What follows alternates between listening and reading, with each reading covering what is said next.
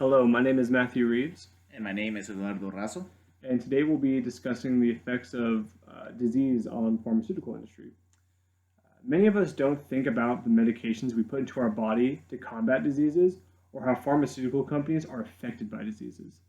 Many Americans do not realize how much money pharmaceutical companies make off of disease.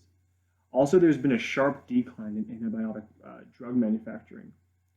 According to global data research, 10 of the world's largest pharmaceutical companies raked in $663 billion last year in profits alone. In researching this speech, we learned how much profit is made by pharmaceutical companies, and we will be discussing the obscene profit margin of pharmaceutical companies and also the role of antibiotics and why they're on the decline in production. Now let's start by talking about profits. Pharmaceutical companies invested a lot of money in order to make a lot of money. Pharmaceutical companies spent most of their money on two things. One is research and development. For example, Johnson & Johnson spent approximately $12 billion just in the last year alone. Second, their sales and marketing. Sales and marketing are by far the largest investment at $27 billion just in the last year alone spent by Johnson & Johnson.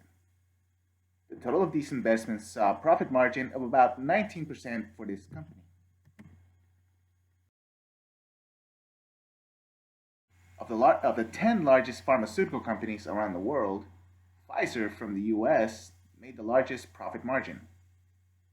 The BBC reported Pfizer made 43% profit margin just in the last year alone. In Pfizer's official website, they reported that a majority of their profits came from selling antidepressants. And now, to move away from the subject of profiting off of medications, let's discuss the role of one of the most important types of medications, antibiotics. So, antibiotics are important in the market for big pharmaceutical companies. Obviously, antibiotics save lives. They boost your immune response, and they're relatively cheap to produce compared to some drugs, such as antidepressants. Big pharmaceutical companies aren't getting as invested in the antibiotic market anymore. This is because more diseases are becoming resistant. When they're becoming more resistant, there has to be new antibiotics produced to fight them.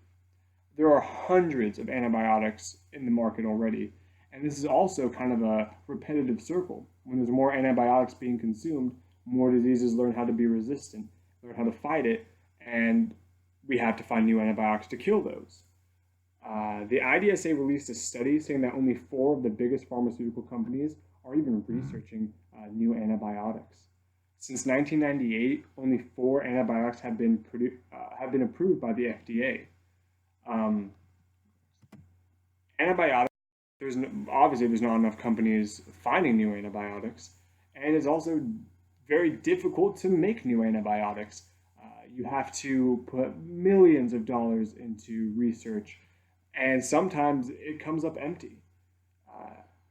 So some of these research and developments can cost anywhere from 16 to $37 billion for new development of antibiotics, says the review of antimicrobial resistance. They thought it would be extremely expensive and there'd be little profit to be made. Cancer and HIV/AIDS medications are what are making a lot of money, and that's what's kind of steering the market away from antibiotics. Pharmaceutical only break even, and it's difficult to invest in something you know you'll lose money in. To conclude, pharmaceutical companies make a lot of money. As we have seen, diseases play a huge part in pharmaceutical investment. I have focused on the connection between profits and the decline in antibiotic development. We want to thank you for listening to us. If you want to contact us, our emails are in the link below. And here are our sources. If you find anything that's conflicting, please let us know. And thank you again for listening, and we hope you have a good day.